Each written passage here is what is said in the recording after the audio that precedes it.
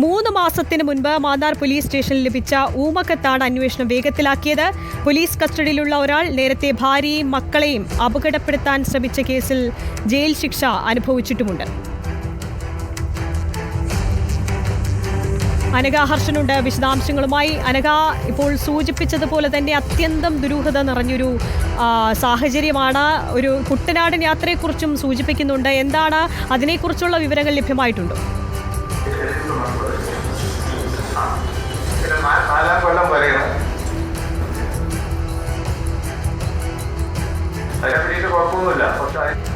നമ്മുടെ പരിസരത്തുള്ള അറിയാമായിരുന്നു, എല്ലായിടത്തും മുമ്പ് വരെ അറിയാമായിരുന്നു.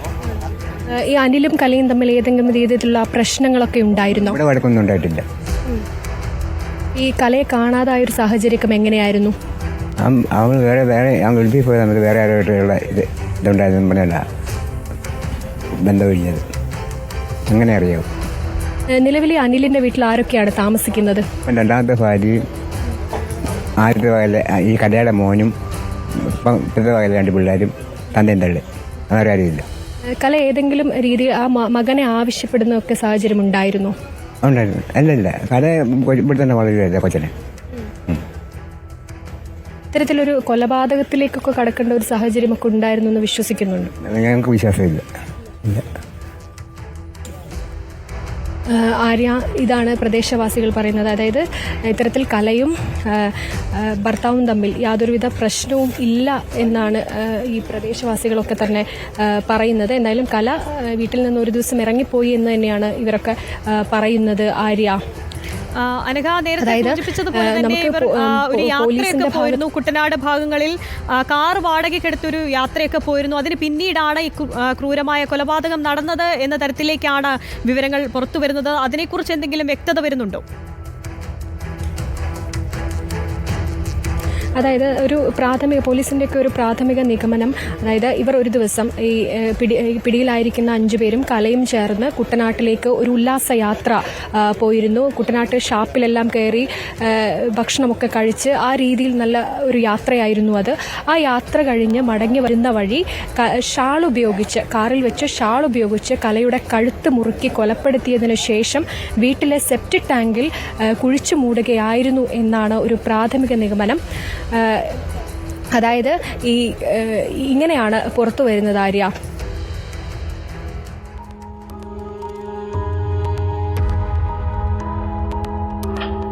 ശരി, അനഘയാണ് വിശദാംശങ്ങൾ നൽകിയത്. അത്യന്തം സിനിമാ കഥ പോലെ തന്നെ ദുരൂഹത നിറഞ്ഞതാണ് കലയുടെ തിരോധാനം. കാണാതാകുമ്പോൾ കലയുടെ പ്രായം 20 വയസ്സ് മാത്രമാണ്. ഭർത്താവ് അനിൽ നൽകിയ പരാതിയിൽ കാര്യമായ അന്വേഷണം ഉണ്ടായില്ല. ഇതിനിടെ അനിൽ വീണ്ടും വിവാഹിതനായി.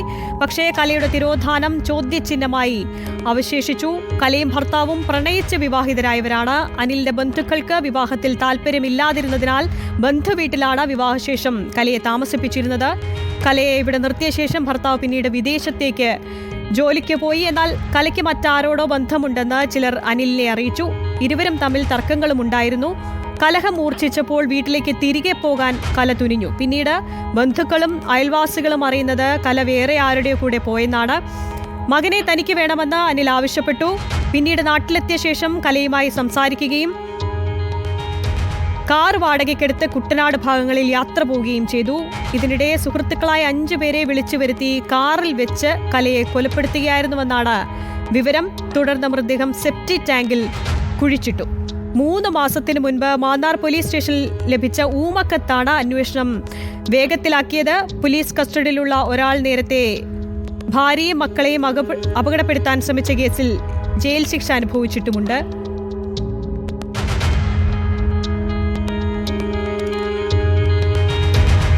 അനഘ ഹർഷൻ തുടരുന്നുണ്ട്. നിലവിൽ അനിലിന്റെ വീടിന് സമീപത്തുള്ള സെപ്റ്റിക് ടാങ്ക് കുഴിച്ചുള്ള പരിശോധനയാണ് പുരോഗമിക്കുന്നത്. പോലീസിന് അനഘ, ഇപ്പോൾ കൂടുതൽ പോലീസ് സംഘം സ്ഥലത്ത് എത്തിയിട്ടുണ്ടോ? ഈ നാട്ടുകാർ, അനിലിന്റെ കുടുംബം എന്തെങ്കിലും പ്രതികരണത്തിന് തയ്യാറായിട്ടുണ്ടോ ഇതിനോടകം? നിലവിൽ അനിലിൻ്റെ കുടുംബമോ ബന്ധുക്കളോ ഒന്നും തന്നെ പ്രതികരണത്തിന് തയ്യാറായിട്ടില്ല ആര്യ. നിലവിൽ സെപ്റ്റിക് ടാങ്ക് കുഴിച്ച് പരിശോധന നടന്നുകൊണ്ടിരിക്കുകയാണ്. അല്പസമയത്തിനുള്ളിൽ തന്നെ മൃതദേഹം പുറത്തെടുക്കാൻ കഴിയുമെന്നാണ് മനസ്സിലാക്കുന്നത്. നിലവിൽ ഈ അനിലയുടെ കൊലപാതകവുമായി ബന്ധപ്പെട്ട് പിടിയിലായിരിക്കുന്നത് സുരേഷ്, ജിനുരാജൻ, പ്രമോദ്, സന്തോഷ്, സോമൻ എന്നിവരാണ്. ഇതിൽ സോമൻ എന്ന് പറയുന്ന ആൾ അനിലിൻ്റെ അളിയൻ കൂടിയാണ്. ഇവരൊക്കെയാണ് ആര്യ കസ്റ്റഡിയിലുള്ളത്. അനിലിൻ്റെ കലയുടെ കൊലപാതകവുമായി ബന്ധപ്പെട്ട് കസ്റ്റഡിയിലുള്ളവരാണ് ഇവർ അനിലിൻ്റെ സുഹൃത്തുക്കൾ മാത്രമല്ല അനിലിൻ്റെ ബന്ധുക്കൾ കൂടിയാണ് എന്ന് ആണ് പുറത്തു വരുന്ന വിവരം. ഇനി അല്പസമയത്തിനുള്ളിൽ തന്നെ നമുക്ക് ഈ മൃതദേഹത്തിൻ്റെ അവശിഷ്ടങ്ങളൊക്കെ പുറത്തെടുക്കാൻ കഴിയുമെന്നാണ് മനസ്സിലാക്കുന്നത് ആര്യ. എന്തായാലും 15 വർഷം മുൻപ് കാണാതായ ആ കല കൊല്ലപ്പെട്ടിരിക്കുന്നു എന്നൊരു വാർത്തയാണ് ഇപ്പോൾ പുറത്തു വന്നുകൊണ്ടിരിക്കുന്നത്. അതിലും ആ കൊലപാതകത്തിൽ ഭർത്താവും സുഹൃത്തുക്കളുമാണ് പങ്കാളികളായത് എന്നൊരു വാർത്ത കൂടി പുറത്തു വരുന്നുണ്ട്. ഈ കാര്യങ്ങളൊക്കെ ചൂണ്ടിക്കാട്ടി പോലീസിനൊരു ഊമക്കത്ത് ലഭിച്ചിരുന്നു. ആ കത്തിൻ്റെ അടിസ്ഥാനത്തിൽ നടത്തിയ പരിശോധനയിലാണ് വീടിൻ്റെ സെപ്റ്റിക് ടാങ്കിൽ ഇത്തരത്തിൽ മൃതദേഹം കുഴിച്ചിട്ടിട്ടുണ്ട് എന്നൊരു വാർത്ത പുറത്തു വരുന്നത്. മാത്രമല്ല അനിൽ പുതുതായി എടുത്ത വീടാണ്. ആ വീട് പുതുതായി എടുത്തപ്പോഴും വീടിനോട് ചേർന്നിട്ടുള്ള സെപ്റ്റിക് ടാങ്ക് പൊളിച്ചു മാറ്റാൻ അനിൽ തയ്യാറായിരുന്നില്ല. ഇത് എന്തുകൊണ്ടാണ് എന്ന് സ്വാഭാവികമായും ഒരു ചോദ്യം ഉയർന്നിരുന്നു. അപ്പോൾ അനിൽ പറഞ്ഞത് വാസ്തുപ്രകാരം ഇത്തരത്തിലത് പൊളിച്ചു മാറ്റണ്ട എന്ന് പറഞ്ഞിരുന്നു എന്നാണ്. അതുകൊണ്ട് തന്നെ ഇപ്പോൾ സെപ്റ്റിക് ടാങ്കിൽ ഇങ്ങനെ കുഴിച്ചു മൂടിയിട്ടുണ്ടെന്നൊരു വാർത്തയൊക്കെ പുറത്തു വരുമ്പോൾ നാട്ടുകാർ പറയുന്നത് ഇത്തരത്തിൽ അന്ന് അനിലിനോട് ഈ ചോദ്യം ചോദിച്ചപ്പോൾ അനിൽ ഇത്തരത്തിലാണ് മറുപടി പറഞ്ഞത് എന്നൊക്കെയാണ്. എന്തായാലും അല്പസമയത്തിനുള്ളിൽ തന്നെ മൃതദേഹം പുറത്ത് എടുക്കും എന്ന് വേണം നമുക്ക് മനസ്സിലാക്കാൻ ആര്യ. അനഘ, ഈ കാണാതാകുമ്പോൾ ഈ കലയുടെ പ്രായം വെറും 20 വയസ്സാണ്. ഏകദേശം 15 വർഷത്തിന് ശേഷം വീണ്ടും ഒരു വഴിത്തിരിവിലേക്ക് എത്തുകയാണ്.